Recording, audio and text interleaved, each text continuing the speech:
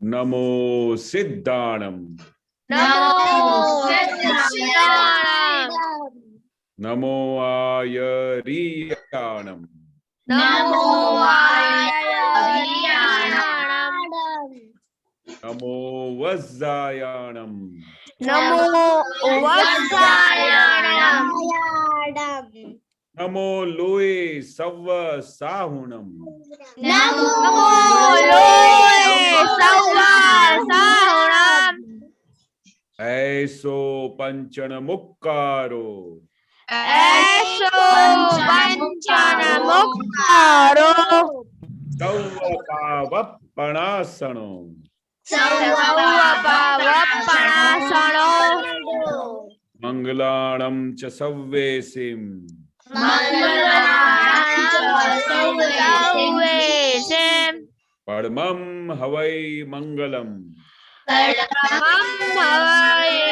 मंगलम् ओम नमो भगवते वासुदेवाय ओम नमो भगवते वासुदेवाय ओम नमः शिवाय ओम नमः शिवाय जय सच्चिदानंद जय सच्चिदानंद जय जय सच्चिदानंद केशव दादा जय सच्चिदानंद। ओके, तो दरअसल दादा का प्रेयर बोलिए। जय सच्चिदानंद।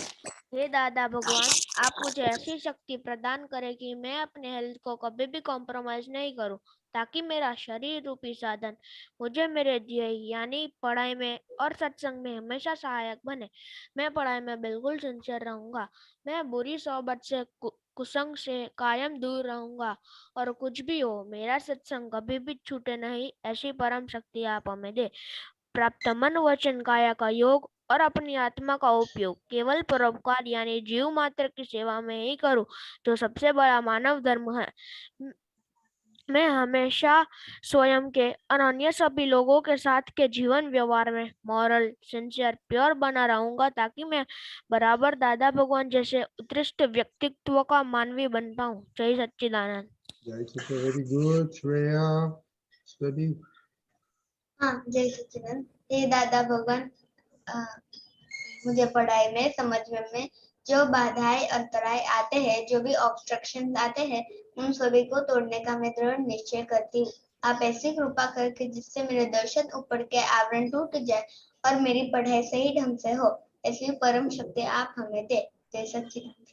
जय सच्चिदानंद। खुशी अहमदाबाद। हाँ, जय सच्चिदानंद। हे दादा भगवान, हे दादा भगवान, हम हैं आपके बच्चे, हम हैं आपके बच्चे, दिल के हैं सच्चे, दिल के हैं सच्चे, फिर भी है कच्चे, फिर भी है कच्चे, काम करेंगे अच्छे अच्छे, काम करेंगे अच्छे अच्छे। जय सच्चिदानंद। Very good. ओके, थोड़ा एक्सपीरियंस सुनेगा तो केशवान जी इन लोग का। आज सबके छुट्टी है, तो आज क्या काम अच्छा किया? वो बोले, आपने बोला ना, खुशी ने, दीदी ने बोला हम काम करेंगे अच्छे अच्छे। आज क्या अच्छा अच्छा काम किया मोनिका दीदी? आज मैंने खाना बनाया और आज मेरी मम्मी को छुट्टी दी। मैंने आज सारा काम किया। ओके, करिश्मा दीदी? हाँ, मैंने मम्मी की मदद की थी। क्या किया आपने? मम्मी की मदद की थी बर्तन साफ करने में, और नोक कलम एक बार की थी 3 months और 4 times। मम्मी की कैसे काम किया? आप तो मोनिका दीदी ने खाना बनाया। मम्मी सुबह सुबह केकर गई थी। हाँ, सुबह को किया। ओके, दरअसल हाँ, जय सच्चिदानंद। मेरी तो छुट्टियां खत्म हो गई है, और फिर भी मैंने आज सत्साधन भी किया था। वो तो रूटीन है, वो अच्छा काम तो वो उससे एक्स्ट्रा अच्छा काम किया वो बोलो। एक्स्ट्रा मैंने आज एक्स्ट्रा स्टडीज भी की थी। क्या किया था एक्स्ट्रा स्टडी? मैंने आज मैथ्स किया था एक्स्ट्रा में। स्कूल चल रही है अभी? हाँ, स्कूल चालू है। ओके। खुशी दीदी, जय सच्चिदानंद। आज मैंने पापा की मदद की दुकान संभालने में। तो कितना बहुत पैसा कमाया? नहीं, थोड़ा। थोड़ा था। Okay, very good. खुशी विधि दीदी, हाँ, जय सच्चिदानंद। आज मैंने मम्मी को काम में हेल्प करवाई थी और मैंने मेरा कबर्ड अपने आप साफ कर दिया था और बर्तन वो मतलब अपनी जगह पे रखने में भी मैंने मदद करी थी। ओके। तो स्कूल का टाइम सब इसमें गया? नहीं, स्कूल का मतलब आधा घंटा जैसा मैंने करवाया था मम्मी को हेल्प। और दूसरा? दूसरा मैंने स्टडीज की थी और थोड़ा टाइपिंग किया था गुजराती में। कैसा चलता है टाइपिंग? हाँ, अच्छा चलता है। आपको वैसा अहमदाबाद न्यूज में आया था, आप नाराज हो गए हैं, ऐसा आया था? नहीं नहीं। है? ओके। खुशी दीदी, जय सच्चिदानंद। मैंने मम्मी को हेल्प करवाई और मेरा कबोर्ड आज साफ करना था तो वो साफ कर दिया और पापा को भी हेल्प करवाई। अच्छा, आपकी टाइपिंग नहीं किया आपने? नहीं, क्यों? टाइम नहीं है आपके पास? नहीं है मेरे पास फोन। ओहो, बहुत बिजी है। आप फोन नहीं है, फोन नहीं है। अच्छा, फोन नहीं है। ओके। हाँ, तो जब विधि दीदी उसका काम करते हैं तब वो फोन पे रखते हैं। श्रेया दीदी,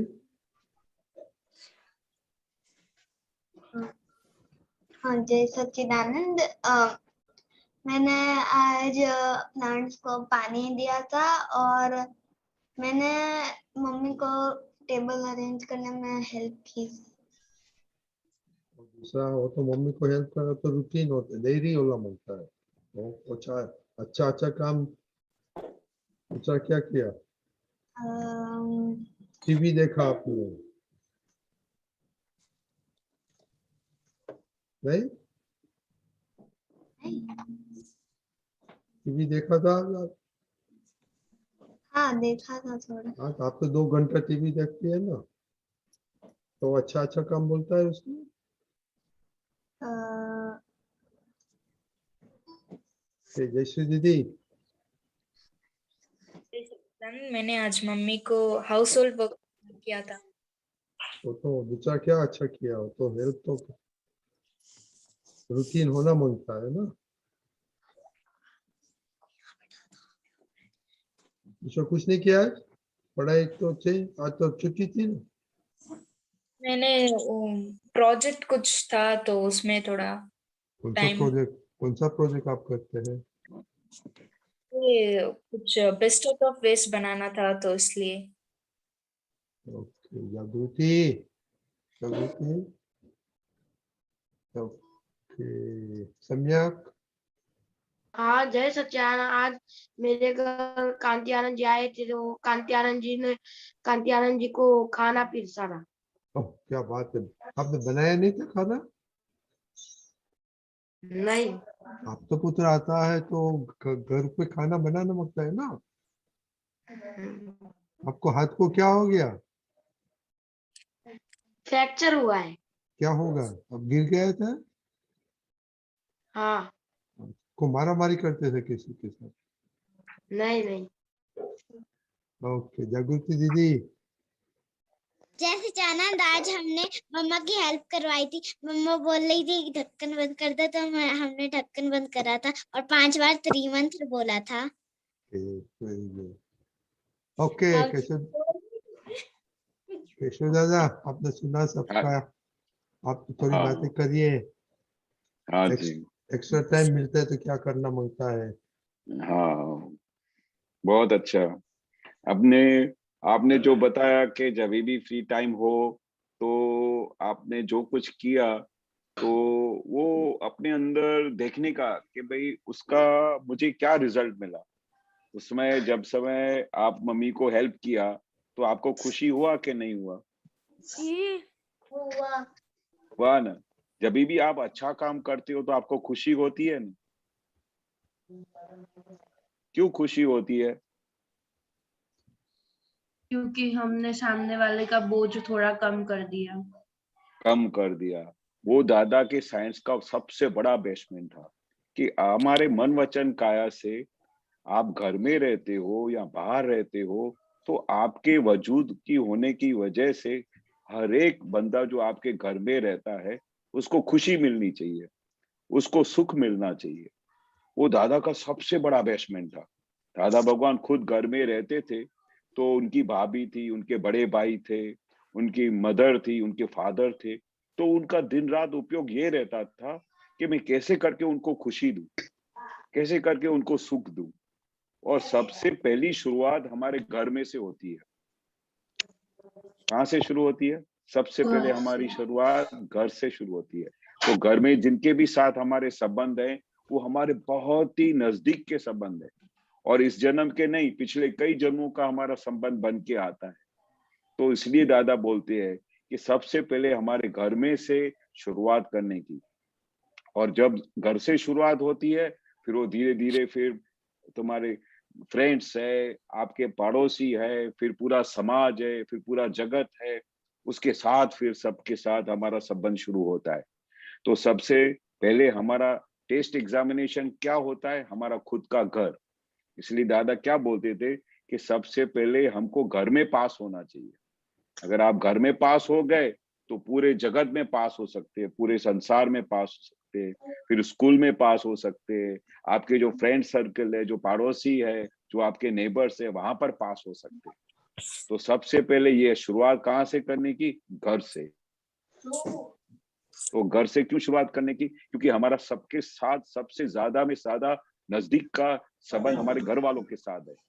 उनके साथ बहुत अच्छी तरह से संबंध रखने का और उनके साथ बहुत खुशी देने का, उनको बहुत सुख देने का। अभी दादा क्यों ऐसा करते थे? क्योंकि जब हम दूसरे को सुख देते हैं ना, तो सबसे ज्यादा खुशी हमको सबसे पहले हमको मिलती है, बाद में उनको मिलती है। तो हम ये सब कुछ जो अच्छा काम करते हैं, घर में किसी को हेल्प करते हैं, तो हम अपने स्वार्थ के लिए करते हैं, ताकि हमको खुशी मिले, हमको अंदर आनंद मिले।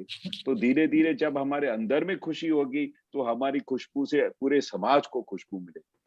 तो घर से शुरुआत करने का। और दूसरी सबसे इम्पोर्टेंट बात, आपने सबने बताया कि हमने आज मम्मी को हेल्प किया, सबको मैंने घर में इतना पढ़ाई किया, आज मैंने ये किया, पर वो सब करते हुए हमारा उपयोग कहाँ था? आपने जब मम्मी को हेल्प किया, उस समय आपने उनके अंदर शुद्धात्मा देखा? बोला बोलो। देखा कि मैंने नहीं देखा था। हाँ। तो उस समय, जिस समय आप घर में जिसके भी साथ बात करते हो, अपने भाई के साथ, अपनी बहन के साथ, तो मम्मी के साथ, पापा के साथ, तो जब भी आप उनको हेल्प करते हो, तो जैसे जैसे आपकी आंखें उनकी आंखों में देखे, तो उस समय हमेशा उनके अंदर बैठे हुए भगवान को नमस्कार करने का। तो ये जो शक्ति है, ये जो दृष्टि है, वो अभी अभी से आपकी इसी एज से शुरुआत करोगे, तो धीरे धीरे धीरे जाके ये आपको ऐसी प्रैक्टिस हो जाएगी कि उस समय आपको कहीं भी जोर लगाना नहीं पड़ेगा। हर एक जीव के अंदर आपको शुद्धात्मा दिखाई देगा। वो दादा का सबसे बड़े में बड़ा, वो दादा का जीवन जीने का सिस्टम था, जीवन जीने की उन्होंने हमको कला सिखाई कि सब जीव मात्र के अंदर शुद्धात्मा देखो। ये सबसे बड़े में बड़ी जागृति है, ये सबसे बड़े में बड़ा उपयोग है। तो जो भी आप काम करते हो, किसी भी घर में किसी के साथ बात करते हो, उस समय ये आपका लक्ष्य हमेशा हाजिर रहना चाहिए कि उसके अंदर बैठे हुए भगवान को नमस्कार करने का और फिर उनके साथ बात करने का। ऐसी प्रैक्टिस करते जाओगे तो धीरे धीरे धीरे हर एक जीव मात्र के अंदर आपको शुद्धात्मा दिखाई देगा। वो दादा का सबसे इम्पोर्टेंट आज्ञा था। वो आपको पालन करोगे तो धीरे धीरे धीरे सबके अंदर शुद्धात्मा देखना शुरू हो जाएगा। फिर जैसे ही शुद्धात्मा देखना शुरू हो गया, तो उससे क्या लाभ होगा? कौन बताएगा? हमें जो सामने वाला इंसान है वो भूल के बिना दिखेगा। हाँ, नंबर 1 आइटम। पूरा जितने भी घर में हमारी आदत क्या है कि हम दिन रात सबके दोष देखते रहते हैं। तुमने ऐसा क्यों किया, तुमको खाना बनाने बरोबर नहीं आता है, तुमको टेबल बनाने नहीं आती है, भाषण इस तरह से नहीं रखे जाते, उसको ऐसा किया जाता है। दिन रात हमारा प्रकृति में स्वभाव क्या है, दूसरों का दोष देखने का। तो दादा ने ये साइंस क्यों हाथ में खुली की कि जब से हम सबके अंदर शुद्धात्मा देखना शुरू करेंगे तो धीरे धीरे हमको सबको निर्दोष देखने की आदत पड़ जाएगी। सब लोग हमको निर्दोष दिखाई देंगे, और जब हमको सब निर्दोष दिखाई देंगे तभी हम जगत को जीत सकेंगे, तभी हम अपने आप के अंदर निर्दोष दृष्टि प्राप्त होगी, फिर हम अपने खुद के दोष देखना शुरू करेंगे। इसलिए सबसे इम्पोर्टेंट चीज है कि जब हम सबके अंदर शुद्धात्मा देखते हैं तो उनके दोष देखने बंद हो जाते हैं। फिर कभी नहीं लगेगा मम्मी ऐसा करती है, मेरा भाई ऐसा करता है, उसको बात करने को नहीं आता है। तो ये दादा क्या बोलते थे, आप तो पूरा दिन ऐसे ही गुजार डालते हो, बातचीत किया, ये किया, पर हमको याद नहीं रहता कि हमारा उपयोग बरोबर था कि नहीं था। बात करते समय उसके अंदर शुद्धात्मा देखा कि नहीं देखा। ये बहुत ही इंपॉर्टेंट चीज है कि पूरा दिन गुजर जाता है तो आपको पूरे दिन में कितनी बार याद रहा कि उसके अंदर शुद्धात्मा है, आपके अंदर शुद्धात्मा है, वो कितनी देर याद रहा।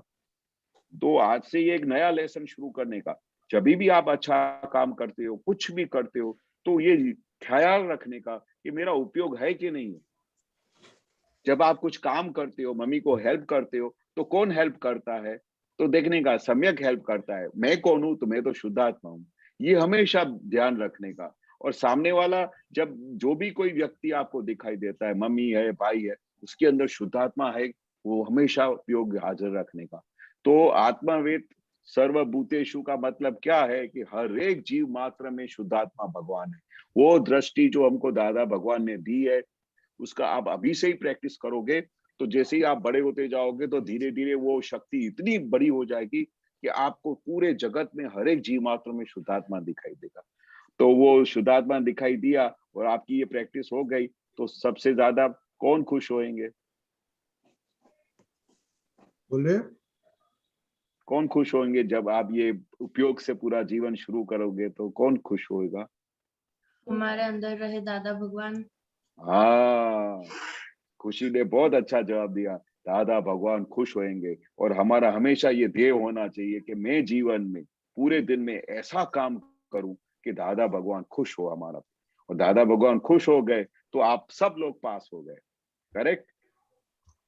हाँ। आप लोग कुछ बोलते नहीं है कोई? हाँ करेक्ट। हाँ। हाँ हाँ तो आज से अपना जीवन जीने का स्टाइल में एक ये एडिशन करने का कि जो कुछ मैं काम करता हूँ पूरे दिन में तो मैं उपयोग में हूं कि नहीं। ये बहुत बड़ी चीज है। वो दादा भगवान की सबसे बड़ी आज्ञा है कि एक एक पल जो भी गुजरता है उसमें उपयोग में रहना चाहिए, नहीं तो आपको पता भी नहीं चलेगा पूरा दिन गुजर गया। जैसे सम्यक को अभी हाथ में लगा तो उस समय उसको ख्याल रहना चाहिए कि ये तो सम्यक को लगा, मैं तो शुद्धात्मा हूँ, मेरे को तो कभी लग ही नहीं सकता है। तो वो ऐसा अंदर रहा तो आप क्या हुआ कि आप उपयोग में रहे तो आप पास हो जाओगे। बाकी जैसे ही बोलेगा कि मुझे लगा तो आप उपयोग में नहीं है। सही बात है सम्यक? हाँ उपयोग में रहना बहुत जरूरी है। वो दादा का बहुत बड़ा, वो दादा हम आपकी उम्र में थे ना तो बार बार पूछते थे कि उपयोग में है कि नहीं है। बोला हाँ दादा उपयोग में है। उपयोग में रहना मतलब क्या कि हर जगह पे शुद्धात्मा देखने का, अपने अंदर शुद्धात्मा देखने का, अपने घर के परिवार के अंदर शुद्धात्मा देखने का। तो उसमें आप ऑलरेडी मम्मी को हेल्प तो करते हो पर उपयोग पूर्वक से हेल्प करोगे तो दो लाभ होंगे। तो दादा हमेशा क्या करते थे, हमेशा दो लाभ ढूंढने का, दो खोट नहीं ढूंढने का। करेक्ट? हाँ चलो करेक्ट। ठीक ओके। है, और कुछ पूछना है अभी? किसी को कोई क्वेश्चन है किसी को? हाँ बोलिए विधि दीदी। हाँ केशव दादा, अभी आपने बताया कि अंदर के दादा भगवान को खुश करना है, तो हमें कैसे पता चलेगा कि अंदर के दादा भगवान खुश हुए? बहुत ऑन द स्पॉट पता चलेगा। जैसे ही आप किसी को खुशी देते हो या किसी को सुख देते हो, सपोज आप भी आपके घर में मम्मी की तबीयत ठीक नहीं है तो आप मम्मी को बोलेंगे कि मैं मम्मी आप सो जाओ मैं सब कुछ कर लेती हूँ। तो सब कुछ आपने कर लिया, पूरा किचन सेट कर दिया, खाना बना दिया, सबको खाना पिरस दिया। तो मम्मी को उधर जब आप सबको देखती होगी कि आप क्या कर रहे हो तो ये सब पूरा हो जाने के बाद तो मम्मी को कितनी खुशी मिलेगी कि आपने आज कितना अच्छा काम किया। तो जैसे ही मम्मी को खुशी मिलेगी तो आपको पता चलेगा कि नहीं चलेगा कि मम्मी को खुशी हुई।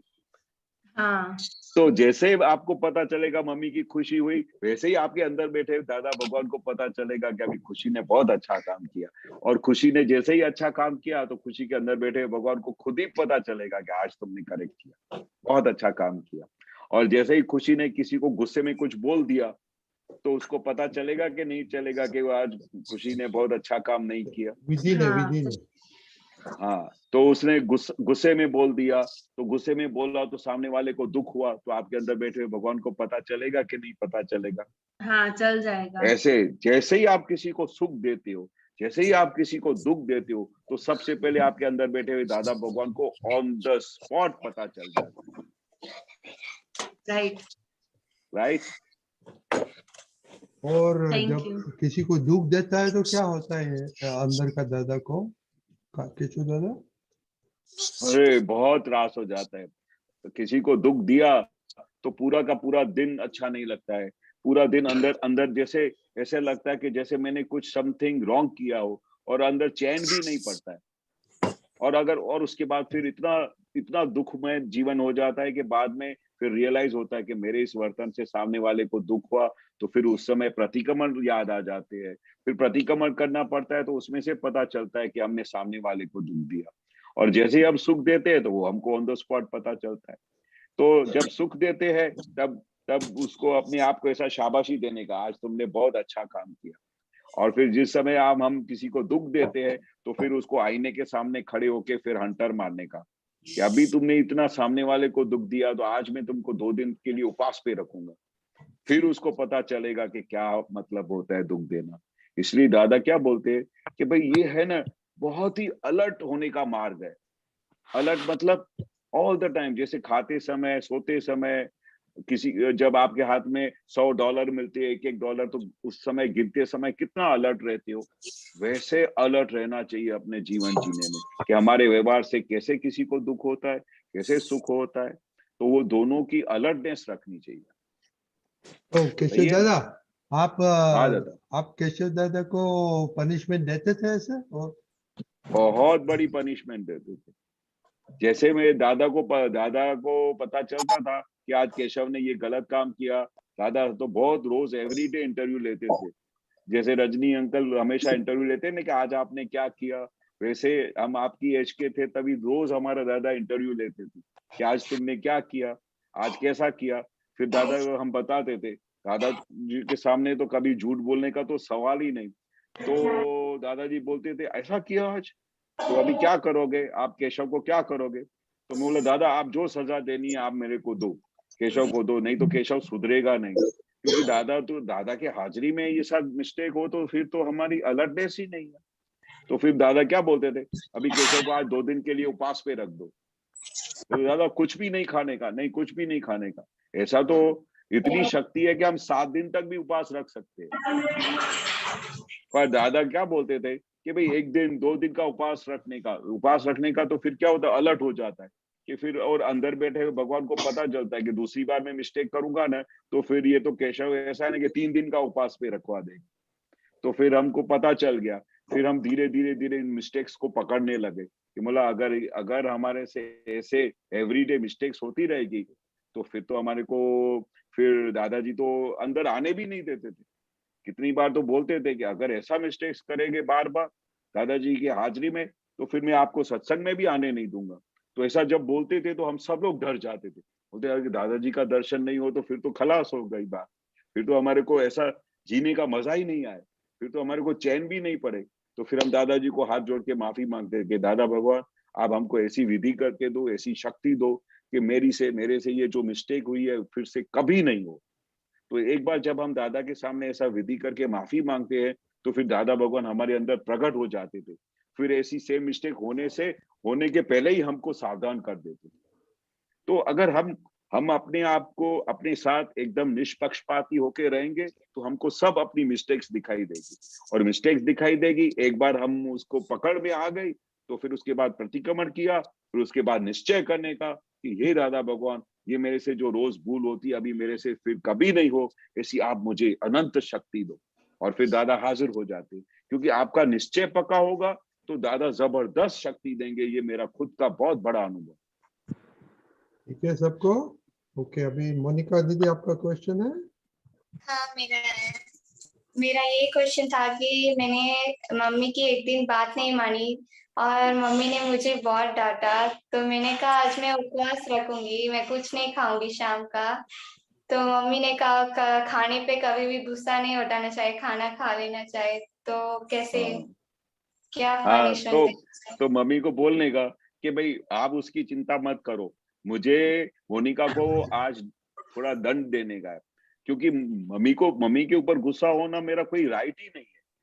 मदर तो भगवान का स्वरूप होती है, मदर फादर भगवान का स्वरूप होता है, और उसके अंदर दादा भगवान ने बताया कि वो उनके अंदर शुद्धात्मा भगवान है, उनके साथ अटैचमेंट। भले भले मम्मी बोले कि भाई ये है ना, खाने पे गुस्सा नहीं निकालने का, नहीं तो फिर मोनिका को दंड को कौन सा दूसरा दोगे? फिर तो हम अलग अलग टाइप का दंड देते थे। अगर किसी को खाने की इतनी हो कि वो उपवास नहीं रख सकता है, तो हम बोलते थे कि अभी सपोज जैसे दिवाली आएगी या अभी ऐसा होएगा, तो मैं अभी नए कपड़े नहीं बनवाऊंगी, ये उसको दंड है। तो कुछ ना कुछ ऐसा दंड देते थे ताकि वो अंदर बैठा हुआ जो मन है उसको पता चल जाए कि ये नेक्स्ट टाइम मैं मिस्टेक करूंगी तो ये फिर से ऐसा करेगी, ये फिर से ऐसा करेगी। इसलिए उसको अलर्ट करने के लिए कुछ ना कुछ तो दादा भगवान भी हमको दंड देते थे, तो ताकि हमारी ये अलर्टनेस बढ़े और ताकि हम दूसरी बार ये सेम मिस्टेक ना करें। क्योंकि ये मिस्टेक करने से हम अपने ध्येय के विरुद्ध जाते हैं, जो हमको दादा ने आज्ञा दी है उसके विरुद्ध जाते हैं। तो फिर हमको किस तरह से उसको सुधारने का? हम प्यार से सुधारते हैं तो ऐसे सुधरने वाले तो है नहीं, तो कुछ ना कुछ तो दंड देना पड़ेगा। करेक्ट? तो उसमें घबराने का नहीं, मम्मी को बोलने का, मम्मी मैं उपवास रखूंगी ताकि मुझे नेक्स्ट। मम्मी कहती है, मम्मी नाराज हो जाती है मैंने कुछ नहीं खाया इसलिए।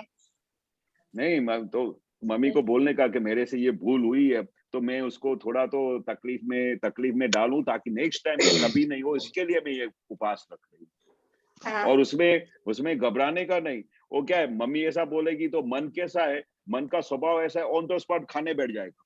मन तो ऐसा ही है, वो एकदम वो बोलेगा मम्मी उसको खाना नहीं खाना चाहिए, तो फिर उसका क्या होगा जवाब? तो फिर मन बोलेगा, फिर तो नेक्स्ट टाइम फिर दूसरी बार मिस्टेक हो जाएगी, तीसरी बार। मन का स्वभाव कैसा है कि एक बार अलाउ कर दिया तो धीरे धीरे वो उसका स्वभाव ऐसा वीक होता जाता है। इसलिए मन के विरुद्ध रहने का, कड़क रहने का मन के विरुद्ध, क्योंकि उसको बोलने का कि तुम्हारे को क्या राइट है गुस्सा होने का।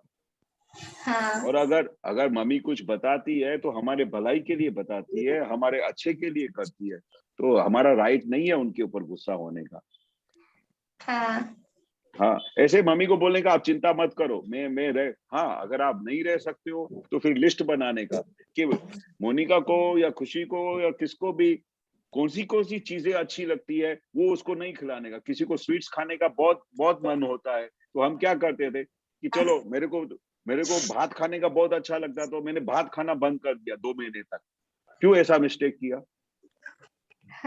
चावल मुझे बहुत अच्छा लगता है, तो दादाजी क्या बोलते हैं कि जो अच्छी चीज है ना उसको बंद कर दो। किसी को स्वीट्स खाने का बहुत मन होता है, तो बोलने का अभी मैं 3 महीने के लिए स्वीट्स नहीं खाऊंगा, अगर फिर से मिस्टेक की तो फिर 3 महीने से मैं नहीं खाऊंगा। ऐसा करते करते हम मिस्टेक्स को वश में करते थे। ठीक है। और फिर क्या करते थे, वो दादा भी ऐसा करते थे कि जो अच्छी चीज खुद को बहुत अच्छी लगती हो ना, वो अपनी बहन की थाली में डाल देते थे, अपने भाई की थाली में डाल देने का, उसको बोलने का तुम खाओ। उसको मन बहुत होएगा कि भाई मेरे को तो ये चीज बहुत अच्छी और लगती है, उसका निराधार नहीं करने का, पर अपनी बहन को बोलने का तुम खा लो। तो फिर क्या होएगा, मन को पता चल जाएगा ये तो बहुत बड़ी सजा देती है, तो फिर तुमने काम भी तो ऐसा किया है ना, तो नेक्स्ट टाइम वो भूल कभी नहीं होगी आपसे। ठीक है। सही है। तो मोनिका दीदी, मम्मी को ये बोलना, ये सुनना, ये सत्संग। हाँ, मम्मी सुन ही रही है। और सुन रहे हैं मम्मी? हाँ। ओके ओके, तो वेरी गुड। ओके, किसी के दूसरा कोई क्वेश्चन है? आज तो केशव दादा ने बहुत बहुत अच्छा बताया, हमको भी बहुत जानने का मिला क्या बताया, कौन बताएगा? दीदी और जैसी दीदी, आप कुछ लिखती थी, आपने क्या लिखा बोलो? हमें हेल्प करना हमें घर से ही शुरू करना है और हमेशा हेल्प करते वक्त हमें प्योर सोल को देखना है, शुद्ध आत्मा को देखना है और हमेशा अलर्ट लेना है। Very good. सुरेंद्र भैया, आपने क्या लिखा?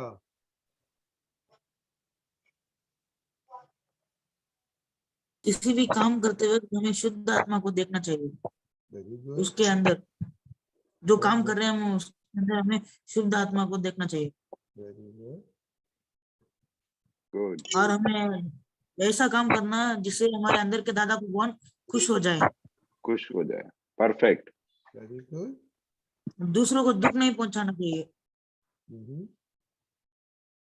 Very good. ये सब फोटो करके पोस्ट कर देगा क्या? किसी को ऐड करने का है? दीदी हाँ, हम घर में पास हो गए तो हर काम में हम पास हो जाते हैं। दादा भगवान का सबसे बड़ा साइंस ये है कि मेरे से दूसरे को सुख मिलना चाहिए। हमें घर में किसी को हेल्प करते हैं तो हमें पहला आनंद हमें मिलता है, इसलिए हमारे स्वार्थ के लिए हमें दूसरों को हेल्प करनी चाहिए। और शुद्धात्मा देखने से हमें हम सब मतलब हमारी दृष्टि निर्दोष हो जाती है, हम सामने वाले को दोषित नहीं दिखते, हमें हमारी गलतियां दिखाई देती है। Very good. सम्यक सम्यक भैया, आपने कुछ लिखा? नहीं। सामने आप तो नहीं लिख सकते, आपने क्या सुना? एक एक अच्छा बताओ, एक चीज क्या बताया? आप लिख नहीं सकते। वेरी, मैं भूल गया। आपको एक चीज क्या अच्छा लगा? सम्यक भैया, क्या बोले? एक चीज आपको क्या अच्छा लगा? मेरे को ये सुना नहीं केशव दादा ने क्या, जो केशव दादा ने बोला ना, एक चीज क्या अच्छा लगा आपको? हाँ, दरेक दरेक सभ्यों में शुद्धात्मा देखना। Very good. पिताक्षी बा, आपको? रजनी दादा, मैं अभी ज्वाइंट हुई हूँ। क्या अभी तो आज सुना तो एक चीज क्या अच्छा सुना? मेरे को मालूम है आपको। मैं अभी थोड़ी देर पहले ही ज्वाइंट हुई हूँ। तो उसमें क्या एक चीज क्या सुना आपने? अच्छा, मैंने नहीं सुना था। ओके। जी दीदी। मैं बोलूं? हाँ हाँ, बोलिए। ऐसा कि जब हम मिस्टेक्स करते हैं तो उसकी हमें पनिश करना चाहिए, तो फिर हमारा मन कहता है ऐसी पनिशमेंट नहीं होनी चाहिए, तो फिर वो अब मिस्टेक नहीं करेगा। Very good. तीर।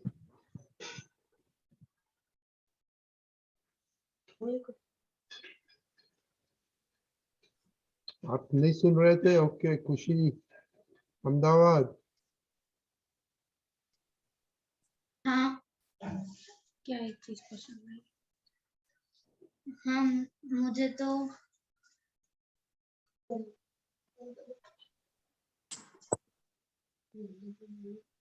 क्या कुछ अच्छा लगा? हाँ, जब हम किसी को सुख देते हैं तो हमें शाबाशी हमें को आप देनी चाहिए, और जब भी दुख देते हैं किसी को तो हमें आईने के सामने जाके उसको पनिशमेंट भी देनी है और बातें भी करनी है। अच्छा, वेरी गुड। आप सुख किसको देते हैं आप? खुशी को। खुशी को ही देते हैं आप सुख? दूसरे को नहीं देते? नहीं, दूसरे को देती हूँ ना। हाँ, पहले दूसरे को बोलने का, देने का खुश है तो ही आएगा अपने खुशी। Okay, very good. ओके, सब ये जिसने नोट्स लिखा है वो जरा पोस्ट कर देना। ओके। जय सच्चिदानंद केशव जय दादा, जय सच्चिदानंद सच्चिदानंद जय केशव सच्चिदानंद। जय सच्चिदानंद। रजनी दादा। जय जय सच्चिदानंद। सच्चिदानंद। जय महात्माओं, आज तो हिंदी का सत्संग है। क्वेश्चन है, अच्छा दादा, अभी क्वेश्चन नहीं है तो आप बताइए, ये आपका एक्सपीरियंस बताइए दिवाली का। बहुत अच्छा। दादाजी के हाजिरी में तो हर पल एक नई नई चीजों का अनुभव होता है। हर घड़ी हमारे लिए जागृति का बहुत बड़ा क्वेश्चन होता है, क्योंकि दादाजी हमारे पास बहुत बड़े मॉडल थे। एक चीज तो हमेशा अंदर जागृति रखती है कि भाई हमको ऐसे ज्ञानी पुरुष मिले जो साक्षात परमात्मा थे, चौदलोक के नाथ थे, आखिर ब्रह्मांड के स्वामी थे। ऐसे भगवान का हमको दर्शन हुआ है। कोई ऐसी वैसी बात नहीं हुई है। सबसे बड़ी इम्पोर्टेंट बात यह है कि हमको ऐसे भगवान का दर्शन हुआ है जो हमको ऑल द टाइम हमारे अंदर प्रकट हो गए, हमारे अंदर हाजिर रहते हैं। तो हम जो कुछ भी करते हैं, कोई भी बात करते हैं, तो हमको हमारे सामने हाजिर होके हमको अलर्ट करते हैं, हमको जागृति में लेके आते हैं। और इतनी अच्छी चीज उन्होंने साइंस खुली की है कि जो हमारे अंदर प्रज्ञा बिठा दी है ना, वो प्रज्ञा की शक्ति से हमको हर घड़ी हर पल अलर्ट करती है। कुछ भी गलत हो जाता है तो ऑन द स्पॉट दादा भगवान हाजिर होते, बोलते कि ये गलत हो गया, अब इसका प्रतिक्रमण करो। और हमको दादा ने इतनी बड़ी साइंस खुली की है कि हम इन दो चीजों के जो दादा ने हमको खुली तरह से वर्णन किया है, एक तो हमारे अंदर जो भी गांठें हैं उनको कैसे उगालने का, और उनको किस तरह से उनको प्रतिक्रमण करके उनको हमेशा उन गांठों को गला के उसको भस्मीभूत करने का, ये दादा का सबसे बड़ा साइंस था। तो दादाजी बोलते हैं कि भी कभी भी, अभी जैसे दिवाली के 7 दिन की छुट्टी थी, तो हमारे पास इतना बड़ा स्कोप था कि कोई बाहर से कोई आना जाना नहीं, कहीं किसी से लपन छपन नहीं। तो उस वक्त हमारे पास इतना कीमती समय होता है कि उसके अंदर हम अंदर जाके हर एक बात को, अंदर गुफा में जाके हर एक बात को ढूंढ सके कि हमारे अंदर क्या क्या वीकनेस है। अभी दादा बोलते थे कि भाई हमको तो ऐसा मिलता है कि अभी दादा भगवान मिल गए, अभी हम ज्ञान में रहते हैं, पांच आज्ञा में रहते हैं। पर वो तो तब की बात है कि जब हमको दादा भगवान मिले। पर दादा भगवान क्या बोलते थे कि हमारे अंदर ऐसे ऐसे भूत बैठे हैं, ऐसी ऐसी गांठें हैं जो बचपन से लेके हम करते आए थे, पर हमने कभी उनका ध्यान नहीं किया, प्रतिक्रमण नहीं किया। तो दादा बोलते थे कि ऐसी कौन सी गांठें थी, जैसे जैसे कि चोरी की गांठ। तो हमको दादा बोलते थे कि जब भी हमको टाइम मिले तो 1 घंटा बैठ के उसका बचपन से लेके आज तक जाने अनजाने में हमने क्या क्या चोरी की, मन से चोरी की, पैसों की चोरी की, झूठ बोलने की चोरी की। तो ऐसी सब बातों को बचपन से लेके रिकलेक्ट कर करके उन गांठों को देख के 1 घंटा सामायिक करने का, फिर वो करके उसको देखने का कि वो गांठ कैसी है, फिर उसका प्रतिक्रमण करने का। हे दादा भगवान, मैंने बचपन से लेके आज तक ये जो चोरी की मैंने काम किए, कभी किसी की चीज उठा ली, किसी की चीज पड़ी हो तो अपने पॉकेट में डाल दी। अपना मन का स्वभाव कैसा होता है कि हम कभी अपने आप को पकड़ने के लिए तैयार ही नहीं होते हैं, क्योंकि हम ऐसे कुछ काम किए होते हैं कि सामने वाले की पकड़ में से भी बाहर निकल गए। तो उनको कैसे कौन पकड़ेगा? दादा भगवान भी नहीं पकड़ पाएंगे, ना बाहर के लोगों को भी आप उनको पकड़ में ना नहीं ला सकते हो। तो फिर हमको खुद को अंदर जाके हमको ही पकड़ना पड़ता है। तभी हम अपने आप को पकड़ सकते हैं, क्योंकि हम अपने आप से अलग हुए हैं, हम अपने आप से निष्पक्षपाती हुए हैं। इसकी वजह से हम उसको पकड़ सकते हैं। इसलिए दादा बोलते थे कि जभी भी टाइम मिले, तभी हमेशा बचपन से लेके कि आज तक मैंने क्या किया किया, उसको वो पूरा कैसेट को वाइंड कर करके उसका प्रतिक्रमण करने का, उन गांठों को उगालने के लिए सामायिक करने का। ये दो चीजों को दादा बहुत महत्व देते थे, क्योंकि दादा क्या बोलते थे, जब ये साफ हो जाएगा, सब ये गांठें उगल जाएगी, तब आत्मा का खरा सुख आपको तब पता चलेगा। जो आत्मा का सच्चा सुख है तब पता चलेगा, जब आपके अंदर जो सब गांठें हैं उगल जाएगी। तो हम मेनली क्या करते हैं कि दादा की आज्ञा में तो रहते हैं, पर जो हमारे अंदर जो भूत बैठे हैं ना, वो हमारे पकड़ में नहीं आते। जैसे हमारे से अंदर बहुत बड़ा चीज क्या होता है कि दादा कई सारे एग्जाम्पल देते हैं कि भी परिग्रह का भी हमारे बहुत दोष होते हैं। परिग्रह क्या होता था कि अगर हम 2 शर्ट पहनते हैं, 3 शर्ट पहनते हैं, तो हमने अपना कबाड़ में 20-20 शर्ट भर डाली, 20 ट्राउजर्स भर डाले। तो दादा बोल रहे ये परिग्रह, जब 2 शर्ट से काम हो सकता है, 3 शर्ट से काम हो सकता है, तो तुम्हारे अंदर कितने सारे परिग्रह का दोष किए बचपन से लेके।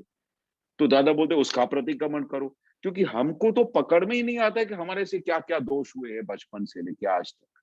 तो ये दादा हमको जागृति करते थे। फिर लोभ का प्रतिक्रमण करने का, हमारे अंदर कितना बड़ा लोभ पड़ा है वो पकड़ में नहीं आता है।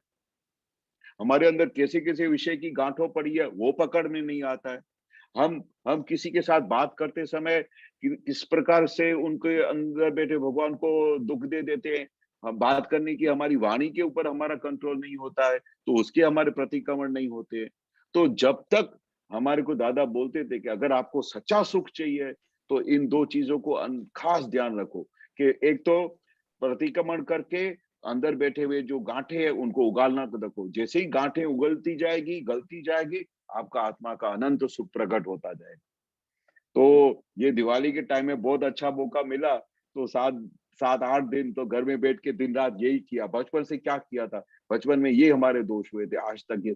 तो दादा बोलते इनका जितने प्रतिक्रमण, क्योंकि दादा भगवान खुद ये प्रोसेस से गुजर रहे थे।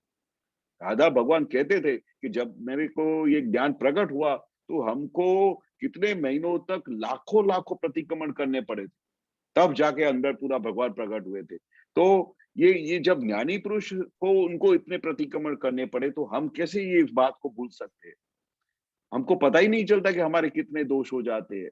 और बचपन से लेके ज्ञान मिला, समझो हमको 40 साल के बाद ज्ञान मिला, किसी को 30 साल के बाद ज्ञान मिला, तो उसके पीछे तो हमारी गाड़ी तो बहुत रॉन्ग डायरेक्शन में थी ना, तो उसकी हम सफाई करते ही नहीं। तो दादा खास बोलते थे सामायिक और प्रतिक्रमण ये सबसे बड़े में बड़ा हथियार है अपने आत्मा का खुला करने का, अपने अंदर पूरा ज्ञान को प्रकाश होने का, ये सबसे बड़े में बड़ा दादा बोलते थे हथियार। बहुत बढ़िया, बहुत बढ़िया। अभी जो क्वेश्चन आए तो क्वेश्चन पे लेंगे। मयूरी बहन। हाँ, जय सच्चिदानंद केशवानंद जी। जय सच्चिदानंद। जय હા, મારા પ્રશ્ન એવું છે કે આપણને અમુક વાર શાંતિ લાગે ને આમ જ્યારે પણ ત્યારે બી આનંદ આવે છે અને અમુક વાર મજા આવે ને એનો પણ આનંદ આવે છે। आप हिंदी में बोल सकते हो, हिंदी भी बोल लो। हाँ हाँ हाँ, ओके ओके, हाँ हाँ। तो कई बार क्या होता है, हम शांत बैठे कुछ नहीं करते ना, अपने मन का पसंद का कुछ होता है, फिर भी उसमें बहुत आनंद आता है या बहुत मतलब सुख आता है, अच्छा लगता है, उसको हम महसूस कर पाते हैं। और कई बार जो संजोग या कुछ जैसे कुछ देखते हैं, कुछ मिलना है, बाहर की चीजों में आनंद आता है, तो वो दोनों है, लेकिन वो हमको बाहर की चीजों में वो आनंद लेना नहीं है, उस वक्त अपना आनंद लेना है। तो उसके वक्त क्या करते हैं, दोनों को डिफरेंशिएट करना है प्रॉपरली। तो उसके बारे में आप थोड़ा और बताओ ना। हाँ, सही बात है। एक तो दादा क्या बोलते हैं कि जो बाहर का आनंद है ना, वो टेम्पररी आनंद है, वो कोई परमानेंट आनंद नहीं है, क्योंकि वो तो आपको पता ही चलेगा। बाहर कोई चीज देखी आपने, कहीं मॉल में गए, कोई अच्छे कपड़े देखे, तो वो वहां पर आपको थोड़ी देर आनंद हुआ, फिर वही कपड़े आप पहन के लेके आए, खरीद के लेके आए, और किसी कारण सर वो कुछ डैमेज हो गए, कुछ स्त्री जल गई, स्त्री ने उस ड्रेस को जला दिया, वो आनंद चला गया। हाँ। आप बाहर घूमने गए, वहां पर स्टार्टिंग में बहुत अच्छा लगा, फिर घूमते घूमते इतने थक गए, आपके गाड़ी का एक्सीडेंट हो गया, गाड़ी डैमेज हो गई, आनंद खलास हो गया। अरे आप तो हिल स्टेशन पे घूमने गए थे, घूमने जाने के लिए बहुत खुशी थी, नाचते नाचते गए, चलो दिवाली की खुशी है, दिवाली की वेकेशन है, चलो घूमो। फिर वहां पर 6-7 दिन घूमे भी, 8वें दिन जब आप लौट रहे थे तो थोड़ा गाड़ी को स्क्रैच हो गया, आनंद चला गया। ये क्या हो गया, अभी क्या करेंगे, इतना बड़ा नुकसान हो गया।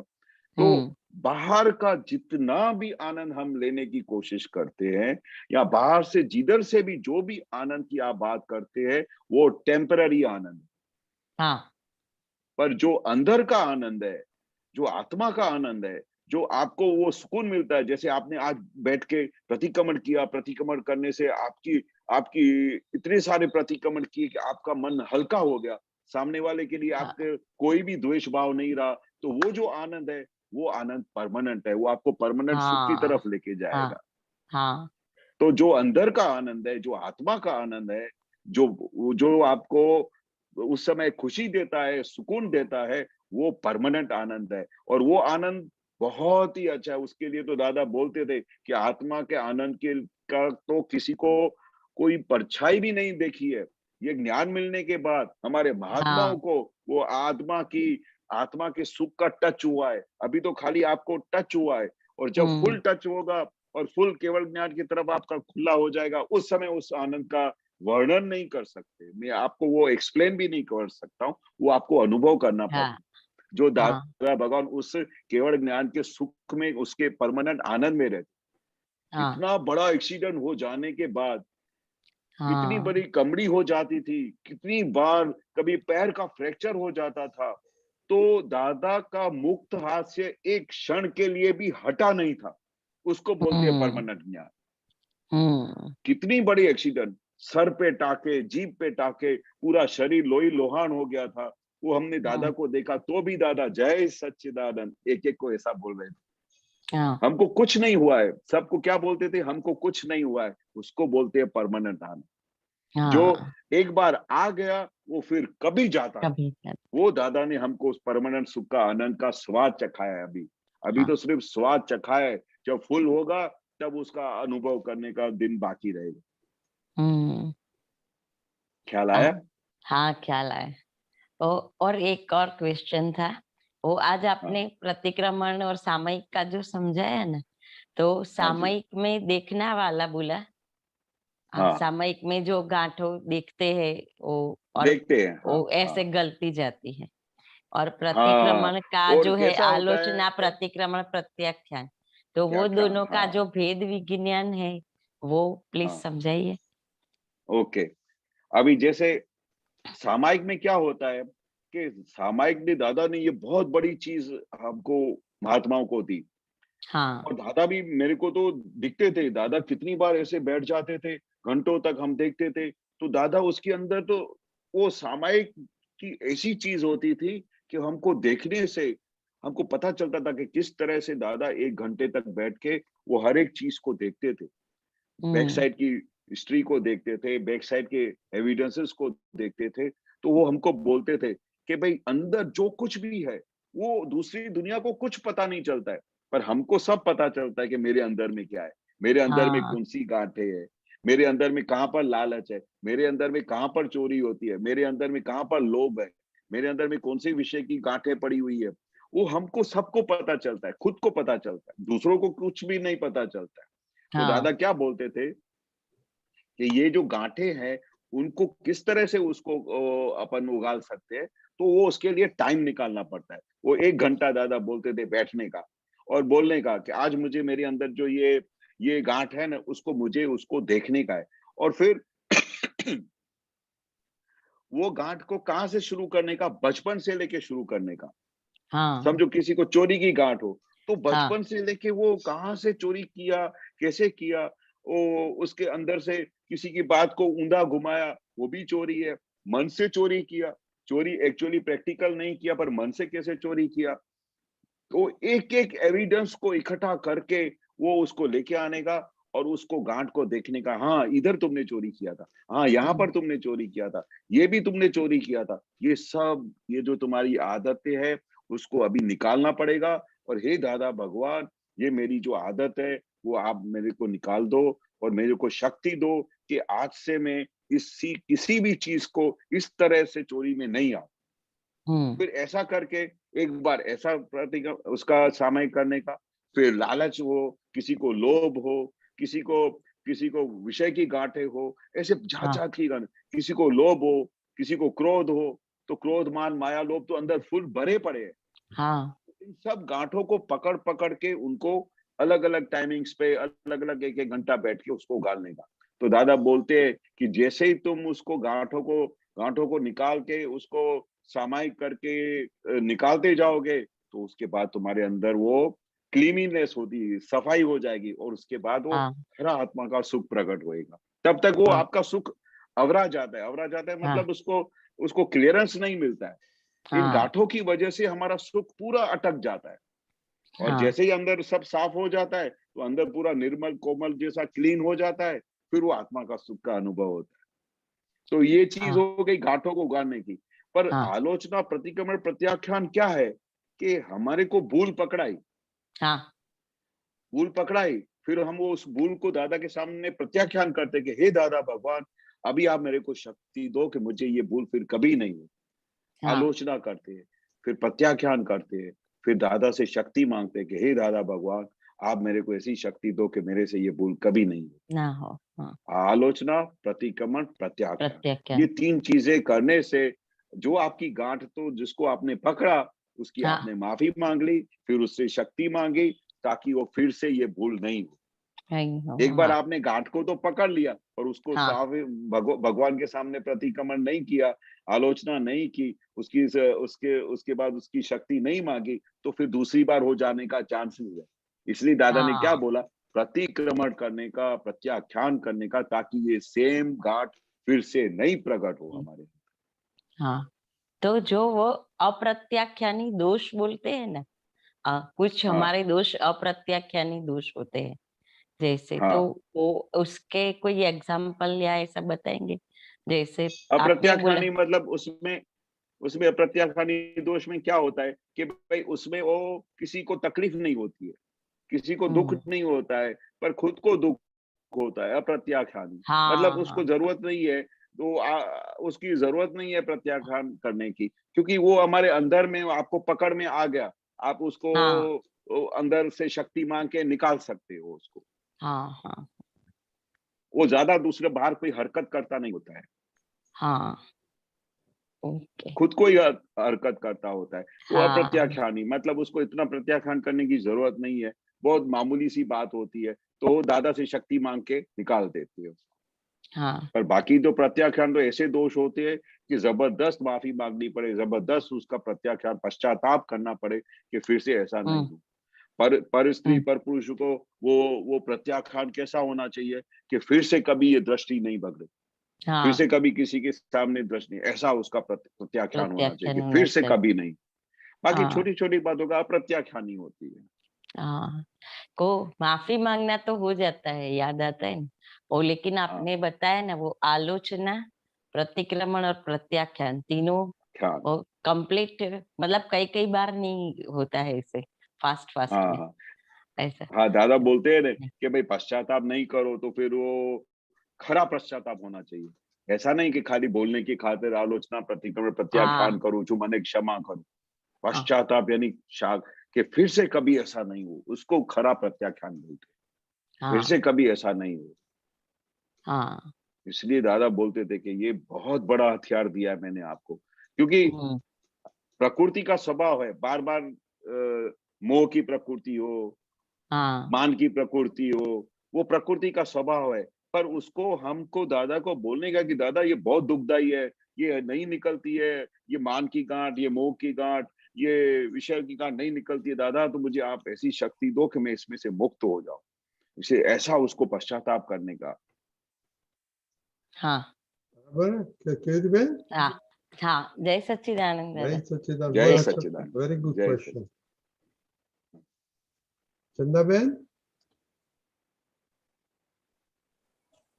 जय सच्चिदानंद। जय सच्चिदानंद। जय मेरे को सच्चिदानंद। क्वेश्चन, या मेरे को एक क्वेश्चन है कि अगर कोई दान करता है, सेवा करता है और किसी के भलाई के लिए काम आता है या किसी को खुशी देता है, तो उसका तो पुण्य जमा होता है। बट व्हाट अबाउट हाँ दैट पर्सन की जो सेवा लेता है, हो सकता है संजोग के प्रमाण और हो सकता है संजोग के नहीं प्रमाण, तो सेवा लेता है या गिफ्ट एक्सेप्ट करता है, जैसे दिवाली अभी हो गई तो दिवाली में गिफ्ट होता है, हाँ खर्ची होती है।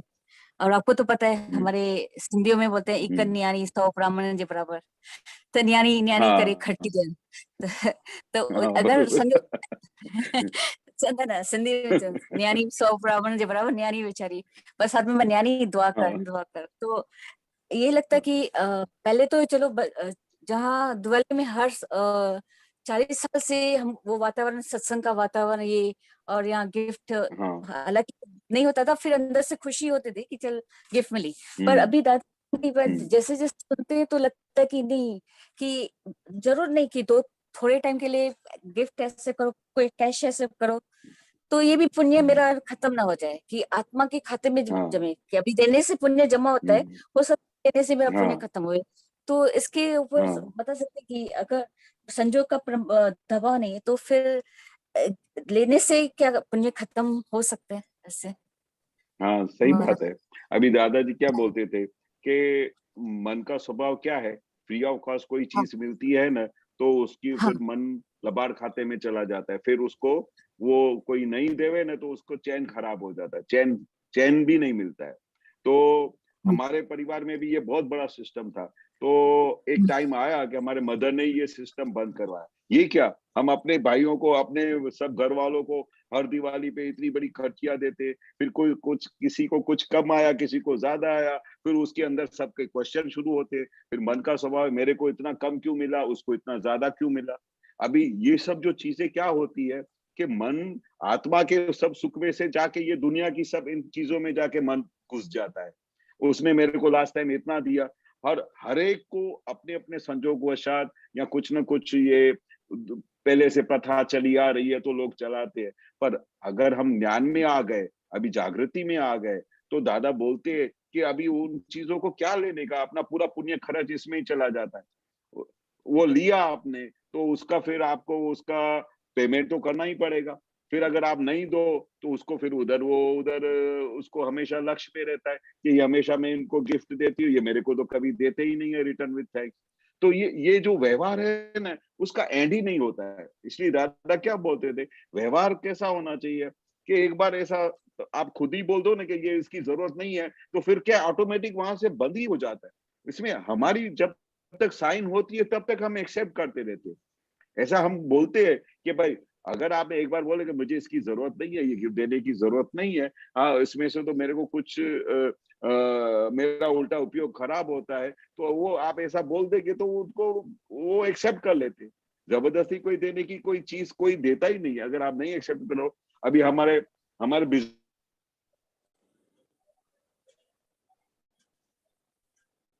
केशवानंद, एक मिनट चंदा बहन, वो कि वो हम उनको ये देने जाए ना तो वो एक्सेप्ट ही नहीं करते। वो क्या बोलते हैं कि सॉरी सर, आप हमको ब्लेसिंग दो, पर मुझे कुछ भी नहीं चाहिए, न मुझे स्वीट्स चाहिए, न मुझे गिफ्ट चाहिए।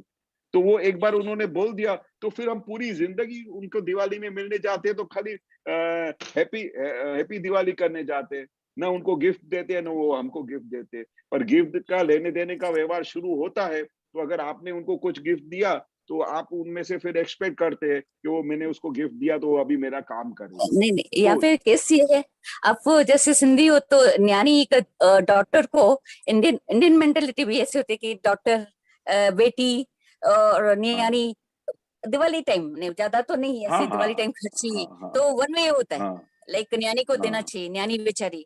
तो आई फील ये ना हाँ कि उस संजोग में अभी जाओ नहीं, नॉट ओनली गिफ्ट हाँ की, नहीं, अगर इवन अगर टाइम भी। अगर हाँ हाँ हाँ, तो वादा नहीं टाइम है। अगर, अभी सपोज हाँ बेटी को तो माँ बाप देते हैं, उसमें कोई बड़ी बात नहीं है, और वो अपना देते हैं। वो क्यों आपको देना पड़ता है या क्यों लेना पड़ता है कि वो अपना एक लास्ट बर्थ का हिसाब होता है।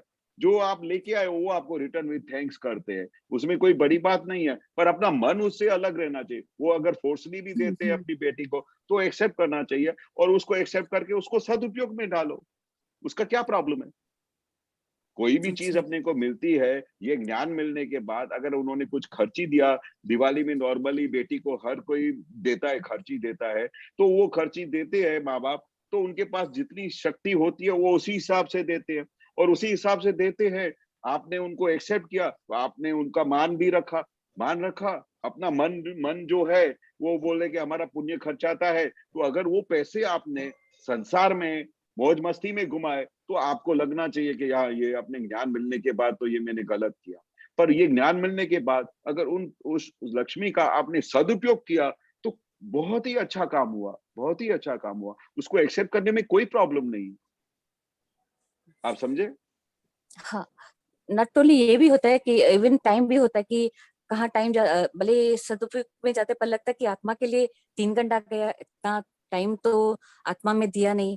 तो ऐसे अभी बहुत खुशता है कि अगर टाइम वेस्ट हो जाता है या फैमिली हाँ बैकग्राउंड में विशेष करते हैं, may God bless you, happy birthday, तो लगता है वो हाँ ग्रुप की अननेसेसरी ये भी पुण्य सिर्फ आत्मा के लिए नहीं 3 यूज। घंटा बिल्कुल वेस्ट नहीं होना चाहिए। आप बिलीव नहीं करोगे, जब से हमको दादा भगवान मिले, हम दिवाली पे हमेशा हमने मम्मी पापा के सब 8 भाई, सब बहुएं, सब मिलके वहां पर लक्ष्मी पूजा करके उसके बाद तीनों तीन आरती करते हैं।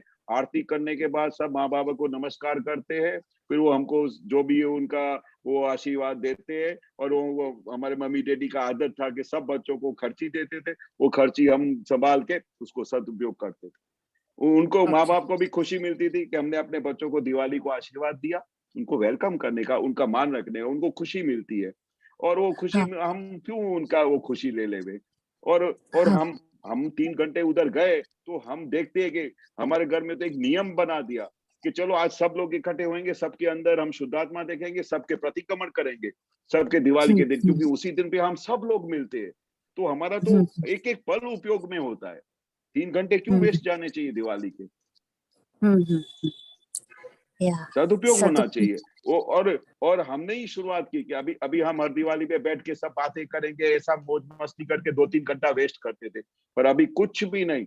जब से दादा भगवान मिले तब से हम सब लोग मिलके, सब घर में भाई में मिलके सब 1 घंटा हम धुन करते हैं। धुन करने के बाद सबके तीनों तीन अपने आरतियां करते हैं और फिर सब एक दूसरे से प्रतिक्रमण कर लेते हैं। तो उसी समय पूरे परिवार को इतना आनंद मिलता है और फिर साथ में एंड में सब बैठ के खाते हैं, खाना खा लेते हैं एक ही जगह पे हर दिवाली पे।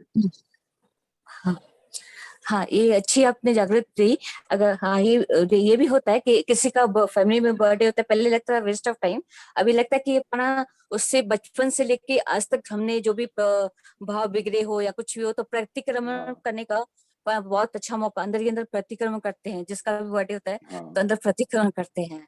हाँ, पर लगता है हाँ कि हर संजोग, वो कोई भी संजोग हमारा पुण्य खत्म नहीं जो आत्मा, क्योंकि आत्मा तो अनमोल है और इतना पुण्य कम पड़ जाते हैं, तो लगता है कि हर हाँ वो लीकेज नहीं हो जो हमको आत्मा से विमुक्त करे। ऐसे ऐसे बहुत अच्छा रहता है। उल्टा हम सब परिवार वाले जब एक दूसरे से मिलते हैं ना, तो एक दूसरे को टच करके पूछते हैं, कान में बोलते हैं, सबके अंदर शुद्धात्मा देखा? बोले हाँ मेरा रह गया। फिर सब लोग अलर्ट हो जाते हैं।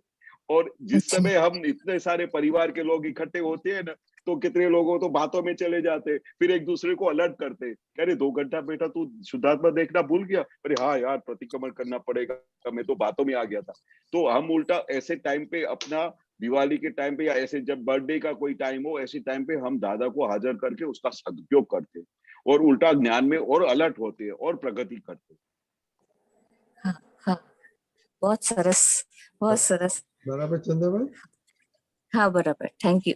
जय जय सच्चिदानंद। सच्चिदानंद। Thank you. जय सच्चिदानंद, जय सच्चिदानंद। अच्छा, जय। तो अभी केशवन क्वेश्चन नहीं है, लेकिन अब आप थोड़ा टाइम है 5-10 मिनट, तो आप हाँ अभी कैरी बहन से बात हुआ था प्रतिक्रम और सामयिक का, तो अभी तो हाँ कितना 9 वीक से हमारा सामयिक का चल रहा है। तो अभी ये हाँ लास्ट हाँ 2 वीक में से वो सेपरेशन का है और अभाव तिरस्कार पे है। अभाव तिरस्कार। हाँ, हाँ तो वो तो बरोबर। थोड़ा आप हाँ 5-10 मिनट बाद इसके बाद बोलो ना। हाँ हाँ हाँ हाँ, बहुत अच्छा बहुत अच्छा। और इस बार जो सामायिक का और ये चला है बहुत अच्छा सेपरेशन का। वो दादा बोलते थे कि वो जुदापना की जागृति के लिए ये सबसे बड़ा है कि मैं जुदा हूँ, केशव जुदा है, कि मैं परमानेंट हूँ, ये टेम्पररी है। तो ये जो उपयोग रहता है ना, वो बहुत बड़ी चीज है, बहुत बड़ी चीज है। इससे करने से निरंतर दादा बोलते थे कि ये दिन रात 1-1 घंटे तक बोलने से ये अपने अंदर छूटापना की बहुत बड़ी प्रगति शुरू होती है। ये जो बहुत बड़ा अच्छा अभियान शुरू हुआ है। और दूसरा जो ये अभाव तिरस्कार, ये बहुत बड़ी इंपॉर्टेंट चीज है। उठते बैठते कोई हमारा पसंद का आदमी नहीं आया और आके बाजू में बैठ गया तो सीधा अभाव हो जाता है, ये कहाँ से आ गया। अभी वो दादा बोलते थे कि उसके अंदर शुद्धात्मा आपने नहीं देखा और और उसका व्यवहार देख के आपने बोला ये कहाँ से आ गया। और ये उसके ऊपर जो अभाव होता है उसकी वजह से आप उसका रियल स्वरूप देखना भूल जाते हैं और खुद का भी स्वरूप भूल जाते हैं। तो ये अभाव तिरस्कार हमारे को बहुत ही हानिकारक है, वो हमको बहुत ही बैक साइड में लेके जाता है। तो ये दादा जो चीजें बोल के गए हैं ना, कि ये जैसे जैसे आपको ख्याल आए, दिन में 10 बार, 8 बार, 5 बार, जभी भी आपको 5 मिनट का भी फुर्सत मिलता हो, 10 मिनट का फुर्सत मिलता हो, तो वो अपने अंदर खाने में पूरे दिन के अंदर क्या-क्या किसके साथ क्या होता है, वो रिकलेक्ट करके उसका प्रतिक्रमण करने का, प्रत्याख्यान करने का, कि एक ज्ञानी पुरुष के मिलने के बाद, भगवान से मिलने के बाद, इतना बड़ा विज्ञान मिलने के बाद, अभी भी ऐसी भूल होती है, तो हमारे में बहुत बड़ी कचाश है। वो दादा बोलते थे कि जब तक ये सब साफ सफाई नहीं होगी, तो इसके लिए तो दादा बोलते थे ना कि आपके कितने अवतार निकल जाएंगे। कितनी बार तो ऐसा भी बोलते थे कि विज्ञान ऐसा है कि 1-2 अवतार में सीधा मोक्ष लेके जाए, और कितनी बार तो ऐसे भी बोलते थे 4-5 अवतार लेना पड़ेगा। क्या बोलते थे? 4-5 अवतार। तो 4-5 अवतार, जब एक अवतार निकालना बड़ा मुश्किल हो गया, तो 4-5 ऐसा बोलते थे ना, तो अलर्ट हो जाते थे, बहुत अलर्ट हो जाते थे।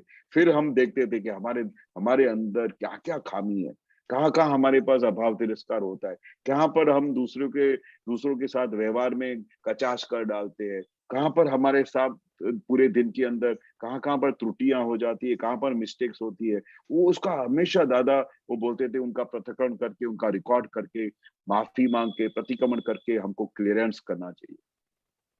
अगर ये हम नहीं करते हैं, तो हमारा पूरा दिन वैसे भी गुजर जाता है, और ये उपयोग बगैर हमारा जीवन हो जाता है। इसलिए सुबह से लेके रात को सोने तक हमने कहाँ-कहाँ पर कैसे-कैसे टाइम बिताया, कैसे-कैसे किसी के साथ व्यवहार किया, कितनी बार हमने रियल रिलेटिव नहीं देखा, उसका ऑल द टाइम रिकॉर्ड रहना चाहिए। और हम अगर ये रिकॉर्ड नहीं रखेंगे, तो धीरे-धीरे हमारी प्रैक्टिस केवल ज्ञान की तरफ बढ़ेगी ही नहीं, हम आगे हमारी प्रगति होगी ही नहीं। ऐसे तो हमारा पूरा दिन गुजर जाता है सहज रीते। कोई काम में चला गया, किसी का किचन में चला गया, किसी का कंपनी में चला गया, किसी का नौकरी में चला गया, पर उसके दरमियान, क्योंकि दादा क्या बोलते थे कि मैंने ऐसा विज्ञान दिया है कि व्यवहार करते हुए, बीवी बच्चों के साथ रहते हुए, बच्चों को शादी कराते हुए, संसार में नौकरी धंधा करते हुए हम मोक्ष में लेके जाते हैं, ऐसा हमने आपको विज्ञान दिया है। वो कैसे विज्ञान दिया है? क्योंकि हर एक चीज करते समय वो दादा का विज्ञान उस समय हाजिर होता है, रियल रिलेटिव दिखाई देता है, ये कौन कर रहा है, और ये कौन किससे काम हो रहा है, कैसे व्यवस्थित शक्ति अपना काम पूरा कर रही है, ये पूरी प्रोसेस जो है वो हमको अलर्ट में रखती है। ये विज्ञान ऐसा कमाल का दादा ने दिया, और इस विज्ञान को दादा क्या बोलते थे कि आप यूज नहीं करोगे तो उसका कुछ फल नहीं होएगा, यूज करोगे तो वो आपको इतना फल देगा कि आपको हर पल में समाधि में रखेगा, ऐसा बोलते थे। और फोर्स करके बोलते थे, मैंने ऐसा ज्ञान दिया है कि हर पल आपको समाधि में रख सकता है। ऐसा विज्ञान मिलने के बाद फिर दादा इसलिए बोलते थे ना, फिर तो नींद नहीं आनी चाहिए ना, ऐसा बोलते थे। ऐसा विज्ञान मिलने के बाद फिर नींद नहीं आनी चाहिए, फिर तो हमेशा अलर्ट रहना चाहिए कि आज मेरा पूरा दिन उपयोग में गया कि नहीं गया, आज मैं आज्ञा में रहा कि नहीं रहा, आज मेरे से किसी को दुख तो नहीं दे दिया, आज मेरे व्यवहार में किसी को ऐसा तो नहीं लगा ना कि भाई ये महात्मा होके ऐसा करता है। वो अपने आप को अलर्ट करने का, और जहां जहां भूल होती है, दादा ने प्रतिक्रमण का इलाज दे दिया है, सब हथियार दिए। ये जगत को पार करने के लिए, इसलिए तो दादा ने बोला ना, मैंने आपको लिफ्ट में बिठा दिया। लिफ्ट में कैसे बिठा देते हैं? लिफ्ट में फिर कोई आराम कैसा होता है? एक 100 माले की बिल्डिंग पे चढ़ना हो, हाँ, वो एक लिफ्ट में बैठ जाए तो उसको कितने मिनट्स में वो 100 माले पे पहुंच जाएगा। ऐसी दादा ने लिफ्ट में बिठाया है ताकि हम लिफ्ट में बैठ के सीधा केवल ज्ञान की तरफ पहुंच सकते हैं।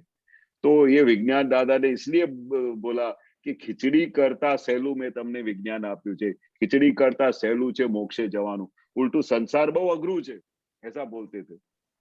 संसार बहुत डिफिकल्ट है, पर मोक्ष में जाने बहुत इजी है। अगर आपको पकड़ में आ जाए, तो आपको समझ में आ जाए, तो ये संसार बहुत डिफिकल्ट है। वो हमारे भाई लोग सब लोग ऐसा बोलते हैं कि साला मोक्ष में जाना बहुत इजी है, पर बीवी के साथ संभावना निकाल करना बहुत बड़ी मुश्किल है। साला वो मेरे को सब 8 भाई बोलते हैं कि तू लकीएस्ट मैन है ऑन दिस अर्थ।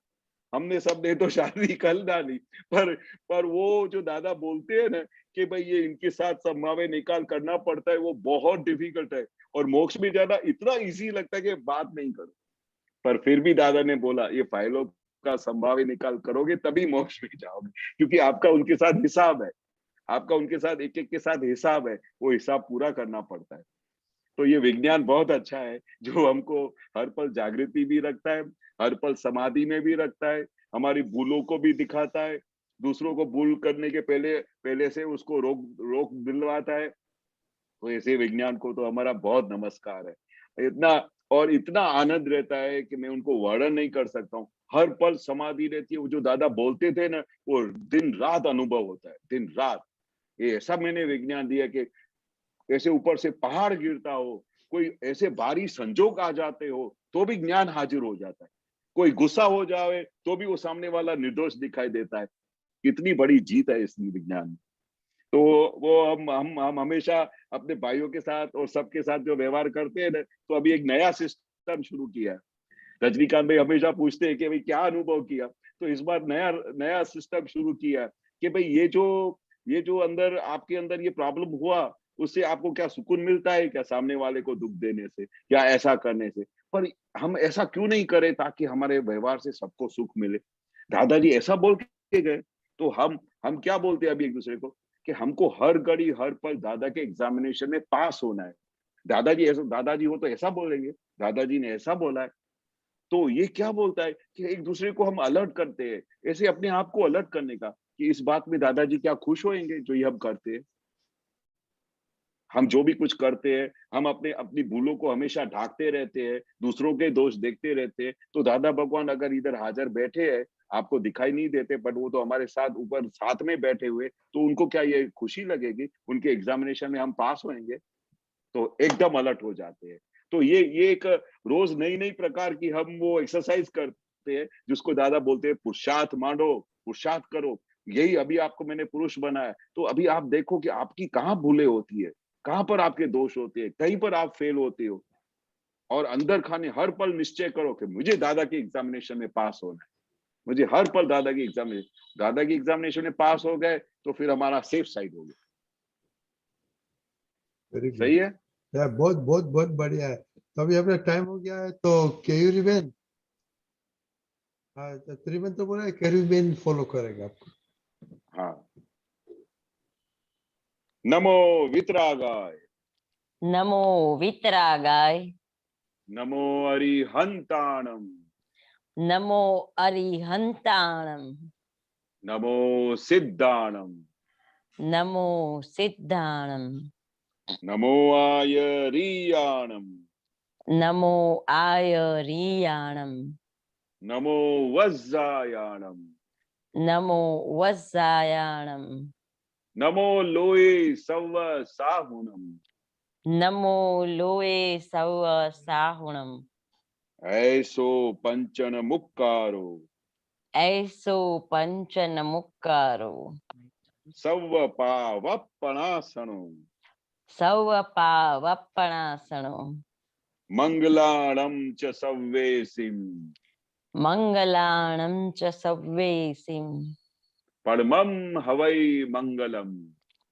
पढमं हवै मंगलम्। ओम नमो भगवते वासुदेवाय, ओम नमो भगवते वासुदेवाय, ओम नमः शिवाय, ओम नमः शिवाय। जय सच्चिदानंद। जय सच्चिदानंद।